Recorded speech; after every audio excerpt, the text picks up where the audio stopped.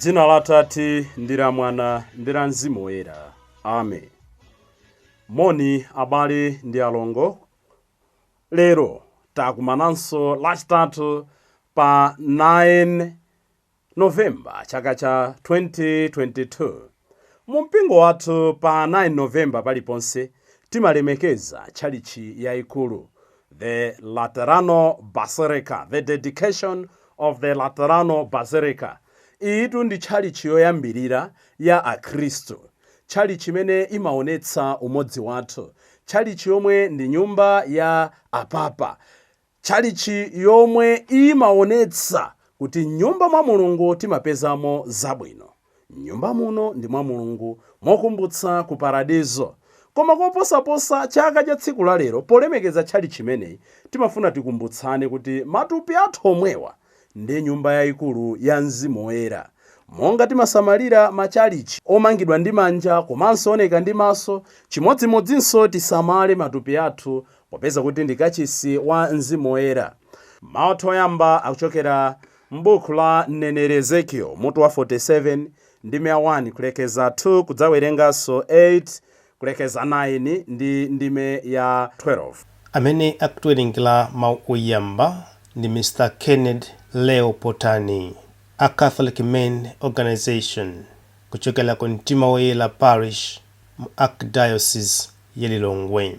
Mthenga wathu wabwino ndi monga adalembera Yohane Woyera mutu wa 2 ndime 13 kulekeza 22. Ndipo amene akutiwerengera mthenga wabwino komanso kutigawira mawu ndi Reverend Father Francis Damaseke kuchokera ku Episcopal Conference of Malawi, ECM. Tiyena abale ndi alongo tisinkhesinkhe limodzi. Mawu oyamba. Mawu oyamba m'buku la Ezekiel 47 ndime ya 1 mpaka 2 kudzawerenganso 8 mpaka 9 kudzamaliza ndi ndime ya 12. Tsono munthu uja adabwerera nane ku chipata cha ku nyumba ya Mulungu. Ndikaona kasupe akutuluka kunsi kwa chiwundo cholowera ku nyumba ya Mulungu chakuvuma, poti nyumbayo inali yoyang'ana kuvuma. Kunkayenda madzi kunsi kwa chipata chakumwera cha nyumba ya Mulungu, chakumwera kwa guwa. Adanditulutsa pa chipata chakumpoto nazungulira nane panja mpaka ku chipata chakunja choyang'ana kuvuma. Ndipo ndidaona madzi akutuluka chakumwera kwa chipata. Tsono munthuyo adandiwuza kuti madzi amenewa akupita ku chigawo chakuvuma cha dziko kutsikira ku chigawo cha Araba. Potsiriza pake akakathira mnyanja yakufa imene madzi ake ali oyipa, madziwo adzakoma. Kumene mtsinjewu ukuyenda, cholengedwa chilichonse chidzakhala ndi moyo. Nsombaso zidzachuluka, pakuti madzi amenewa amapita kumeneko kuti akometse madzi anzake. Ndipo kulikonse kumene mtsinjewu ukuyenda, zonse zidzakhala ndi moyo. Pambali pa mtsinjewo, pa gombe lililonse, padzakhala mitengo yobereka zipatso za mtundu uliwonse. Masamba ake sadzafota, ndipo zipatso zake zidzakhala zosalekeza. Zidzabereka mwezi uliwonse, chifukwa madzi ake ndi ochokera ku nyumba ya Mulungu. Zipatso zake anthu azidzadya, ndipo masamba ake azidzachita mankhwala. Mawu a Ambuye.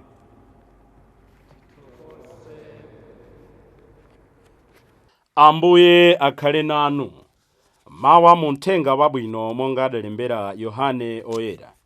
Ulemu kwa inu Ambuye. Mutu wa 2 ndime 13 kulekeza 22. Itandikira nthawi ya Pasaka, Yesu adanyamuka kupita ku Yerusalemu. Adalowa m'nyumba ya Mulungu napezamo anthu akugulitsa ng'ombe, nkhosa ndi nkhunda. Munalinso anthu osinthitsa ndalama. Yesu adapota mkwapulo ndi zingwe nayamba kuwatulutsa onse kunja pamodzi ndi nkhosa ndi ng'ombe zawo zomwe. Adagudubula matebulo osinthitsa ndalama namwanza ndalama zawo, ndipo adalamula ogulitsa nkhunda aja kuti, izi zitulutseni muno. Nyumba ya Atate yanga musayisandutse ya malonda. Ophunzira ake adakumbukira malembo aja kuti, changu chomwe ndimachitira m'nyumba yanu chidzandiphetsa. Pamenepo Ayuda adamufunsa kuti, kodi mungationetse chizindikiro chotani choti muli ndi ulamuliro ochita zimenezi? Yesu adawayankha kuti, gwetsani nyumba ya Mulungu ino, ndipo ine ndidzayimanganso masiku 3. Apo Ayuda adati, nyumba ya Mulunguyi adayimanga zaka 46, tsono inu nkuyimanga masiku 3? Koma Yesu anali kunena za thupi lake pamene adatchula nyumba ya Mulungu. Iye atauka kwa akufa, ophunzira ake adakumbukira kuti adanena zimenezi namkhulupirira, nakhulupiriranso malembo ndiponso mawu a Yesu. Mthenga wa Ambuye. Ulemu kwa inu, Ambuye Yesu Khristu. Monga ndanenera poyambirira paja, abale, lero pa 9 Novemba tikuchita chaka cholemekeza kuyeretsedwa kwa nyumba yopemphereramo yayikulu ku Vatican yotchulidwa kuti St. John Lateran Basilica. Pamene tikukamba zakulemekeza nyumbayi, tikunena kuti tikuyang'ana kusinkhasinkha kwathu m'magawo awiri. Choyambirira tikuona kuti nyumba ya Mulungu ina iliyonse, monga ilili nyumba ya St. John Lateran Basilica, ikuyimirira ulemerero wa chauta pansi pano. Mukumbukira bwino m'chipangano chakale, makolo athu tikawerenga buku la Genesis, timamva kuti analibe inde malo enieni omanga opemphererapo, koma anali nawo malo here and there stationary mmene amatha kuthirira nsembe zawo.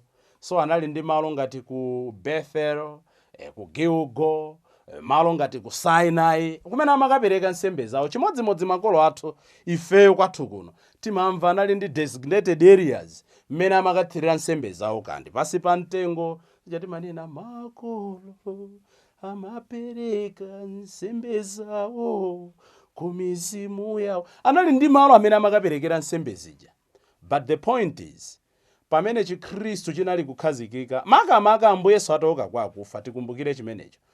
Kunena kuti Akhristu anathamangitsa kuti asamakapemphere nawo limodzi mu sinagoge, mu tempile. Choncho Akhristu anali kumangopemphera pena paliponse. Anapanga emphasize muja amaphunzitsira Paulo kuti matupi awo ndi nyumba yayikulu ya Mzimu Woyera. Komano nthawi ikupita, Akhristu aja akubalalika chifukwa cha kuzunzika kosiyanasiyana. Timamva kuti malo mene amapitawo amayesetsa kumapemphera limodzi, kumakhala ndi mtima umodzi. So pamene Chikhristu chinafalikira kukafika mpaka ku Roma, pamene Petro ndi anzake kumene anakaphedwera, even Paulo amene, timamva kuti Akhristu sanali kuloledwa kumapemphera poyera. Amapemphera mobisalira, komanso samenera kuti azindikiridwe kuti akupemphera m'dzina la Mulungu. Kufikira mchaka cha 1313, pamene mfumu ina yotchedwa kuti Constantine inapereka ufulu kwa Akhristu kuti atha kupembedza monga akufunira, koposaposa atha kumamanga machalichi awo. Ndipo chizindikiro choti wapatsa ufulu, anapatsa nyumba yake kuti ikhale, anapereka kwa apapa Mitiat, anapereka nyumba yake Palace kuti ikhale yopemphereramo. Nyumba imeneyi ndi imene Papa Sylvester woyamba mchaka cha 324 anayipanga consecrate ndi kukhala chalichi yayikulu yoyambirira ya Akhristu, kumene Akhristu amapembedza, komanso kumene na nyumba yoyambirira ya Papa kumakhalako. Nthawi kumapita, machalichi ena kumamangidwa, anayipeza chalichi imeneyi. Nchifukwa imatchulira kuti manthu wa machalichi. is the mother of all Christian churches. Osangoti Catholic churches, all Christian churches. Itu ndi fundo imene ndikhulupirira kuti amene amadana ndi mpingo safuna kumayimvayi, koma zona zake ndi zimenezo. So pamene tikuchita chaka ichi, poyambirira afuna ationetse kuti tiphunzire koyamba kulemekeza nyumba ya Mulungu. Ulemerero wa nyumba ya Mulungu. Nyumba ya Mulungu ndi yoyeretsedwa. Nyumba ya Mulungu monga tamvera mu Salimo yathu, Salimo 84, ndi mokoma mmene Ambuye chauta amakhalamo. A single day in your house, O Lord, is better than 1,000 elsewhere. Timaona anthu amachita chibwana nyumba ya Mulungu. Tamva Ambuye Yesu muthenga wabwino anakwapula, bambo Makanda amati ananyapula kunyapa achibwana nyumba ya Mulungu. Tisanabwere nyumba ya Mulungu ngati moyo wathu omwe, matupi athu omwe, literally the physical building, timapereka ulemu otani. Timaona anthu ena kaya amakwaya kuchita chibwana nchali chimuja, osati amakwaya okhayi. Amakwaya ndi amene dzina limangotibwerera pafupi. Timaona anthu kulowa mchechi mwina kuvala mwachibwana, anthu kulowa mchechi basi umangopanga phokoso kuseweretsa mafoni. Ayi ndithu ndi nyumba ya Mulungu. Tikawerenga Chivumbulutso 21 ndi 1 kulekeza 5, alternative reading yathu, akunena kuti nyumba mwa Mulungumo mokoma kumakhalamo, kufanizira New Jerusalem, chifukwa kumwambako sikudzakhala kulira, sikudzakhala kutopa, sikudzakhala kumva njala, sikudzakhala kudandaula. Meaning if amene timalowa nyumba ya Mulungu tikuyeneranso kuti tizikatapa zimenezi. Amene amalowa nyumba ya Mulungu ndi mtima woona amapeza zinthu ngati zimenezo. Watitsimikizira Ezekieli akuti adaona akasupe amadzi akutuluka mu tempile ndi kumatsikira madera osiyanasiyana. Choyambirira pamene amatsikira madera osiyanasiyanapo akuti anali kusandutsa madzi okumana nawo, madzi ochokera mtempile aja amapangitsa madzi ena amene anali stagnant kukhalanso amoyo, kukhalanso abwino, kukhalanso fresh waters. So iza kuti amene amatapa zabwino nyumba ya Mulungu, kulikonse kumene ndikupita ndikuyenera kuti ndikayinyadira nyumba ya Mulungu ija ndizikagawa zabwino, zimene zili zowuma ndizikazisungunula, zimene zili za ludzu ndizikazimwetsa. Zabwino zimene ndimatapa nyumba ya Mulungu. Komanso kuti chaka ndi chaka amathirira mitengo ndipo imabereka mwezi wina uliwonse. Ife timenera kuti tsiku ndi tsiku tizibereka zipatso zabwino, fresh fruits, chifukwa cha zabwino zimene timatapa nyumba ya Mulungu.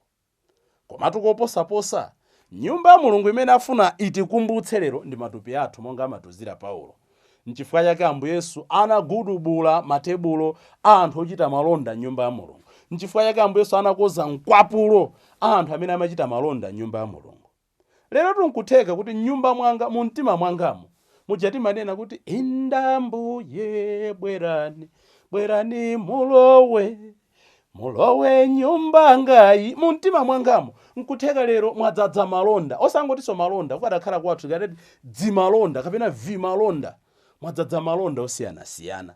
Ena nyumba ya Mulungu mmene mutugulitsiramo chamba, ena nyumba ya Mulungu mmene mutugulitsiramo uhule, ena nyumba ya Mulungu mmene mutugulitsiramo mabodza, ena nyumba ya Mulungu mmene mutugulitsiramo mwano, ena nyumba ya Mulungu mmene mutugulitsiramo kutamba, ena nyumba ya Mulungu mmene mutugulitsiramo kudzikonda. Lero Ambuye Yesu akunena kuti tatiye tizitulutse, because ngati mitima yathu ili yoyera nchapafupi kuti tilandire madalitso.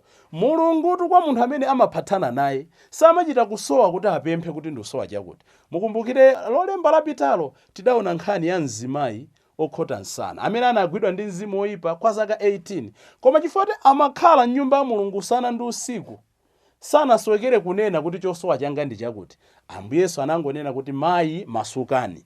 Inu ndine pamene tikhala nyumba ya Mulungu, pamene tisesa mitima yathuyi, pamene tiyesetsa, sitinganene kuti ndife anthu oyera, koma every day tiziyesetsa kumasesa mitima yathuyi, Mulungu adzatulutsa zonyasa zonse. Ndipo akatulutsa zonyasa zonse sitidzakhalanso ndi ukali, sitidzakhalanso ndi mkwiyo, sitidzakhalanso ndi nkhawa, tidzakhala ndi chamati inner peace, tranquility. Tidzamva kukoma kwa iye amene ali mwa ife.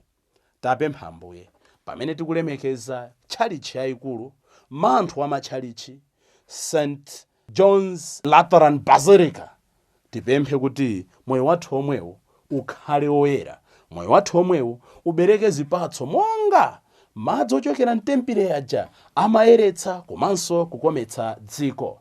Timanyadira bwanji matchalichi athu? Timatengapo gawo motani kopereka ntchito ndalama kuti zithandizire kutukula kukonzanso matchalichi athu, kumanganso matchalichi oneka bwino, koma koposaposa kukoza mitima yathu yomwe timayikolopa motani. Ambuye tithandizeni kukometsa moyo wathu kuti tizikutumikirani momasuka titadziwa kuti tayeretsedwa chifukwa cha ubwino umene mudayika mwa ife. M'dzina la Atate ndi la Mwana ndi la Mzimu Woyera. Amen.